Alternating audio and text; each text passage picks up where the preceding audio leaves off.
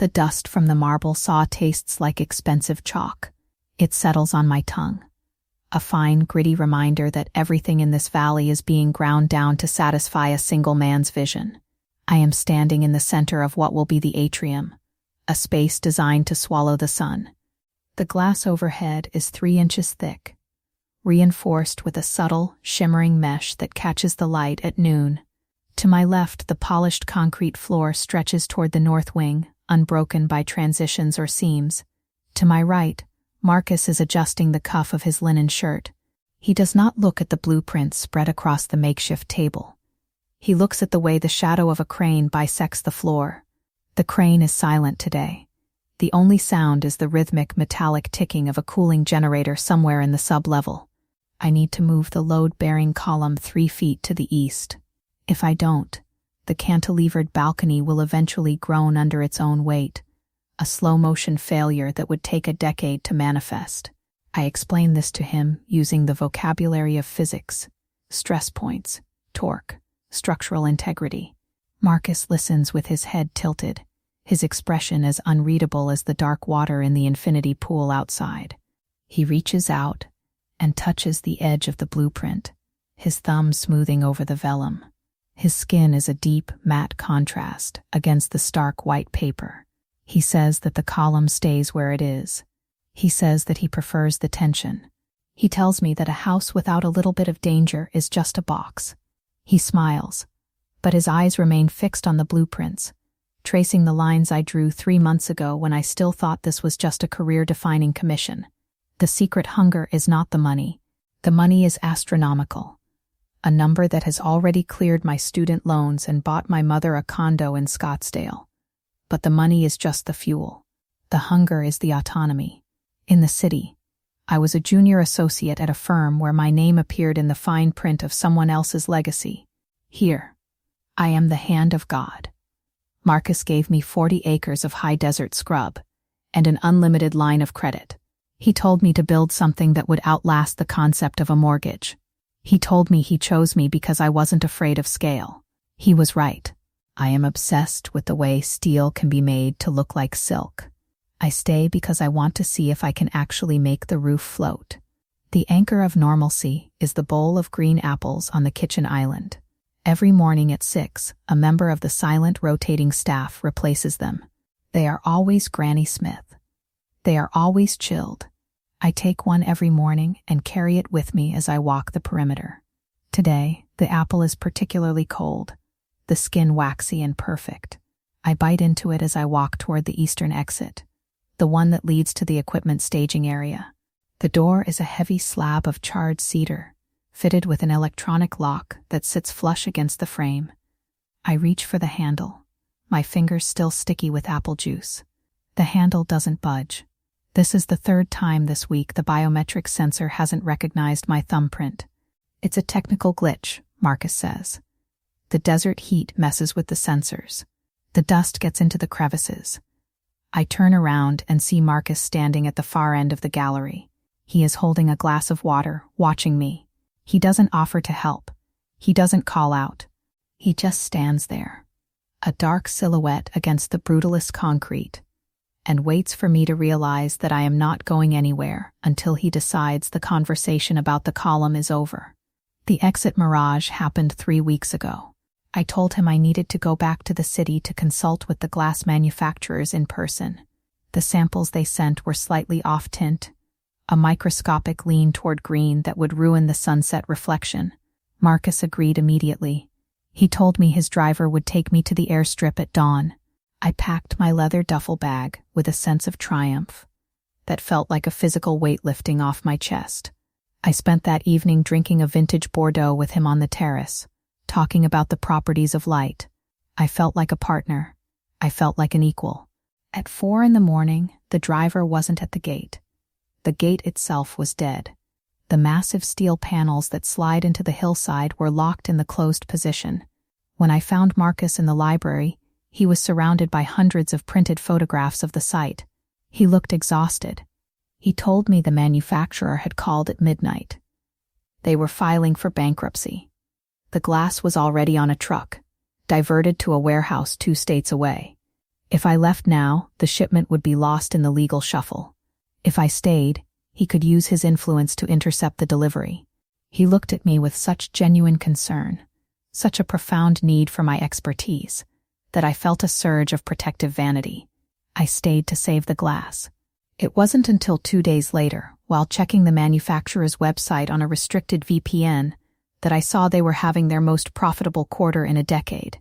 The failure point is the moment I stopped asking for the Wi-Fi password. It was a Tuesday. I had been in the house for 5 months.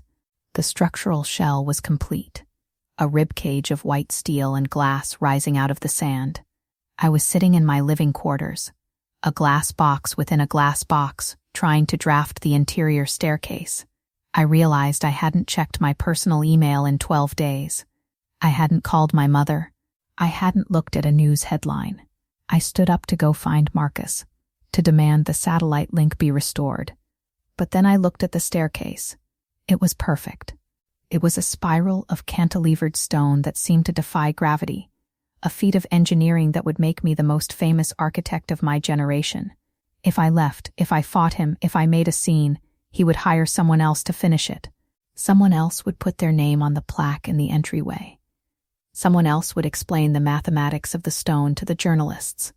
I sat back down. I picked up my stylus. I decided that the silence was actually good for my process. I decided that the lack of outside contact was a luxury, a way to filter out the noise of a world that didn't understand the purity of what we were doing here. The house is becoming a person. It has a circulatory system of copper piping, a nervous system of fiber optic cables, and a skin of glass. Marcus walks through the rooms like he is walking through my mind. He knows which corners I labored over. He knows which shadows I intended to be soft, and which I intended to be sharp. He treats the architecture like a shared secret, a physical manifestation of a private language spoken only by the two of us. Sometimes, at night, I hear the house settling. The steel expands and contracts with the temperature shifts of the desert. It sounds like breathing. I lie in my bed, staring at the ceiling, and try to remember the layout of my apartment in the city. I try to remember the sound of sirens and the smell of exhaust. It feels like a dream I had once. A messy, disorganized dream where nothing matched and everything was temporary. Here, everything is permanent. Everything is intentional. Marcus came into the studio today while I was working on the lighting plot. He stood behind me, so close I could feel the heat radiating from his chest. He didn't touch me. He never touches me. He just leaned over my shoulder to look at the screen. He pointed to the master suite, the room at the very top of the spire, the one with the 360-degree view of the horizon. He said it was too open. He said he wanted the windows there to be programmable, to turn opaque at the touch of a button. He said privacy is the only true currency left in the world. I told him that the openness was the whole point of the spire. It's meant to be a lighthouse, a beacon. He laughed softly. He said he didn't want to be found. He said he wanted to be contained. He looked at me then, his eyes reflecting the blue light of the monitor. He said he wanted us to be the only two people who knew how to operate the house.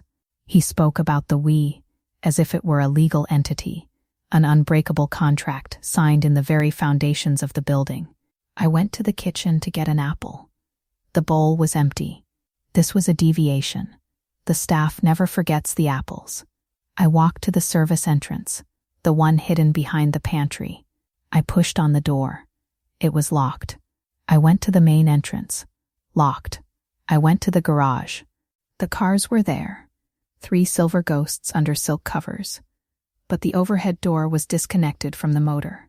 I found Marcus in the atrium. He was sitting on the floor, in the exact spot where I wanted to move the column. He had a bottle of champagne and 2 glasses. He told me the house was officially finished today. The final inspection had passed, conducted by a man I never saw. A man Marcus said was an old friend. He told me the contractors had been paid and sent home. The gates were locked for the season. The desert was about to enter the high heat of July, a time when the roads become soft and the air becomes unbreathable. He poured a glass of champagne and held it out to me. He said I should be proud. He said, "We have built a masterpiece." I looked up at the glass roof, at the 3-inch thick slabs I had insisted on. I looked at the shimmering mesh that made the sky look like it was trapped in a net.